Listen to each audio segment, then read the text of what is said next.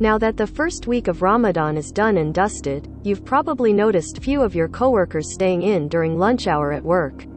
For non-Muslims, it can be hard to gauge the do's and don'ts when it comes to the way you behave around your fasting colleagues at this time.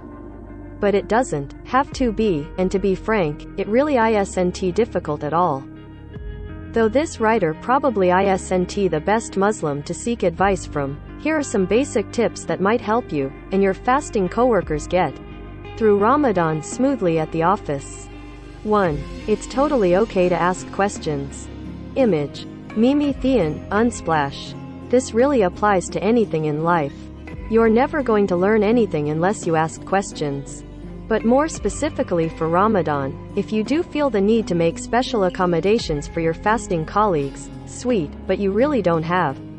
2. Don't be afraid to ask them any questions that might help you in your efforts. If anything, it might just end up flattering them that you even cared to ask in the first place. If you're curious about why they're fasting, ask away. The general gist of Ramadan is for Muslims to feel what the underprivileged go through on a daily basis: a lack of food, drinking water, as well as other pleasures. Having gone through this, there's a hope that people are more compelled to donate to charity and help out those in need. 2. It's not offensive to eat in front of your fasting coworkers. Image. rawpixel.com, free pick. While, yes, your colleagues might end up feeling a little hungry throughout the day, after all, their last meal took place before sunrise, it's totally finetto eat in front of them, especially if you've got nowhere else to have your lunch. If you need me to spell it out, it's not offensive. Fasting Muslims shouldn't even take offense to it either. So feel free to whip out that awesome sandwich or bowl of rice and dig in. Not a problem. Advertising. 3. Try not to get your colleagues to do anything physically strenuous. Image. Tarachard's, free pick. Whether it's moving a pile of heavy paperwork and other heavy equipment to a different location, or anything that consumes a lot of energy, you're fasting. Coworkers are functioning on a lower than usual level of energy as it is. Try not to make it harder by getting them to do strenuous physical labor. This, whether you believe it or not, also includes talking. While most fasting Muslims can probably get by a whole day in Ramadan without eating, it's the not drinking water part that's usually the most difficult to endure.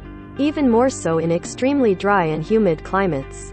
Talking a lot will quickly make them more thirsty, and this could also affect their productivity at work. Of course, it all depends on the individual.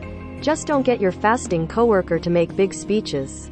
4. When going out for lunch, don't hesitate to invite them if you know they aren't fasting. Image. Ismail Hamza, Unsplash.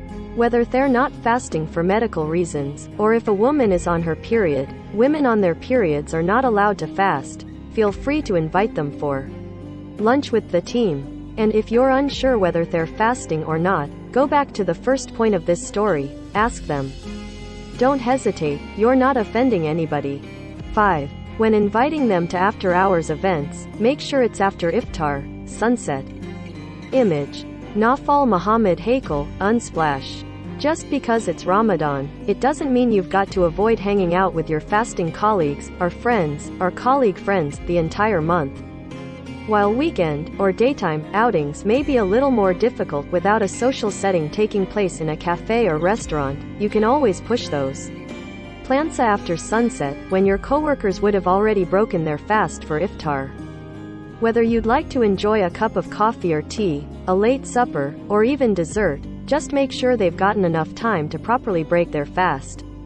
Or, better yet, if you'd like to have dinner with a fasting colleague, time it properly so that they can break their fast in time, when the sun sets. Now you're basically good to go. Happy Ramadan. Read more life stories. There will be 2 Ramadans in 2030, and 2 Eid al-Fitrs in 2033. Here's how. Comedian hysterically mocks influencers fasting for views during Ramadan. 5 simple and mouthwatering iftar recipes to try during Ramadan. Cover image sourced from Tarachard's, free pick.